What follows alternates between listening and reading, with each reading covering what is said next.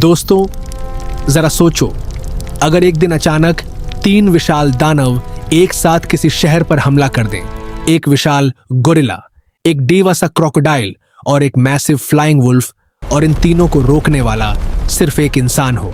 आज your explainer पर देखिए रैम्पेज 2018 की पूरी कहानी शुरू होती है अंतरिक्ष से। एक सीक्रेट स्पेस स्टेशन पर एक ईविल कंपनी एनर्जीन एक खतरनाक जेनेटिक एक्सपेरिमेंट कर रही थी। वह बना रहे थे एक ऐसा पैथोजन जो किसी भी जानवर को एक विशाल दानव में बदल सके, लेकिन एक्सपेरिमेंट गलत हो गया। स्पेस स्टेशन तबाह हो गया और वह पैथोजन 3 कैनिस्टर्स में बंद होकर धरती पर गिर गया। उन्हीं कैनिस्टर्स में से एक गिरा एक वाइल्ड लाइफ सैंक्चुरी में। वहां रहता था जॉर्ज, एक अल्बाइनो गोरिल्ला जो प्राइमेटोलॉजिस्ट डेविस ओकोए का सबसे करीबी दोस्त था। डेविस और जॉर्ज की दोस्ती बेहद स्पेशल थी, लेकिन उस रात जब जॉर्ज उस कैनिस्टर के पास गया, सब कुछ बदल गया। जॉर्ज बड़ा होने लगा, तेजी से, बेतहाशा, और उसमें आने लगी एक खतरनाक एग्रेशन। बाकी 2 कैनिस्टर्स और जगहों पर गिरे, एक वायोमिंग के जंगल में जहां एक वुल्फ उस पैथोजन के संपर्क में आया और बन गया एक विशाल उड़ने वाला दानव वुल्फ। दूसरा कैनिस्टर फ्लोरिडा के स्वॉम्प्स में गिरा, जहां एक क्रोकोडाइल बन गया एक प्री हिस्टोरिक मॉन्स्टर, जितना बड़ा उतना ही खतरनाक। अब 3 दीन दानव 3 अलग जगहों पर तबाही मचाने के लिए तैयार थे। डेविस ओकोए एक प्राइमेटोलॉजिस्ट था जो जानवरों से बेहद प्यार करता था, और जॉर्ज उसका सबसे खास दोस्त। जब जॉर्ज बदलने लगा, डेविस परेशान हो गया। तभी उसे मिली डॉक्टर केट कार्डवेल, एक साइंटिस्ट जो एनर्जाइन के लिए काम कर चुकी थी और जो जानती थी इस पैथोजन का राज। उन्होंने बताया कि एक एंटीडोट है जो इन तीनों जानवरों को वापस नॉर्मल कर सकता है, लेकिन उसके लिए पहले उन्हें शहर तक पहुंचना था। एनर्जी ने की ईविल सीईओ क्लेयर वीडन, उसने एक प्लान बनाया।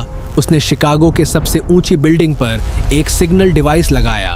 वह सिग्नल उन तीनों मॉन्स्टर्स को अट्रैक्ट करता था। क्लेयर चाहती थी कि यह मॉन्स्टर्स शहर में आएं, तबाही मचाएं, ताकि वह उन्हें कैप्चर करके उनका जेनेटिक मटेरियल ले सके और बेच सके करोड़ों में। लेकिन उसे क्या पता था कि यह मॉन्स्टर्स उसके कंट्रोल में नहीं रहेंगे। और फिर दोस्तों, वह तबाही आई जो शिकागो ने कभी नहीं देखी थी।